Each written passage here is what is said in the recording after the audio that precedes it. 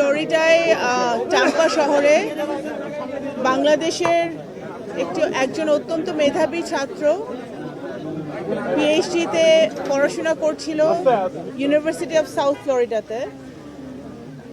একটা নৃশংস হত্যাকাণ্ডে ওর জীবনের অবসান ঘটে। জামিল হোসেন লিমন, আসলে পরিবারের সদস্যরা এখানে আছে, ওর ভাই আছে, বাবা আছে, মা আছে, পরিবারের অন্যান্য সদস্যরা আছে।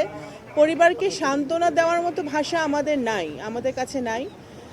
তবে আমার এই ঘটনা যখন ঘটেছে তখন আমি পররাষ্ট্র মন্ত্রণালয়ের পক্ষ থেকে ওর বাবার সাথে যোগাযোগ করেছি, লিমনের বাবার সাথে ফোনে কথা বলেছি এবং ঘটনাটি ঘটার সাথে সাথে আমাদের পররাষ্ট্র মন্ত্রণালয়ের যে মিশন আছে ওয়াশিংটন ডিসিতে, ফ্লোরিডাতে, তারা সার্বক্ষণিকভাবে যুক্তরাষ্ট্রের বিভিন্ন সংস্থার সাথে যোগাযোগ রেখেছে।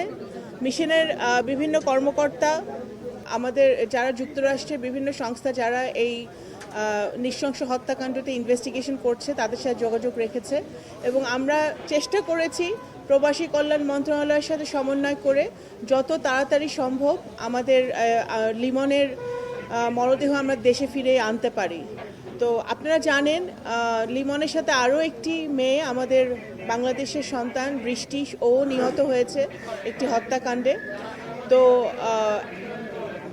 খুবই রিসেন্টলি আমরা জানতে পেরেছি যে বৃষ্টির মরদেহ শনাক্ত করা গেছে এবং সেটাও যাতে আমরা খুব শীঘ্রই ফেরত আনতে পারি সেই কাজ চলছে।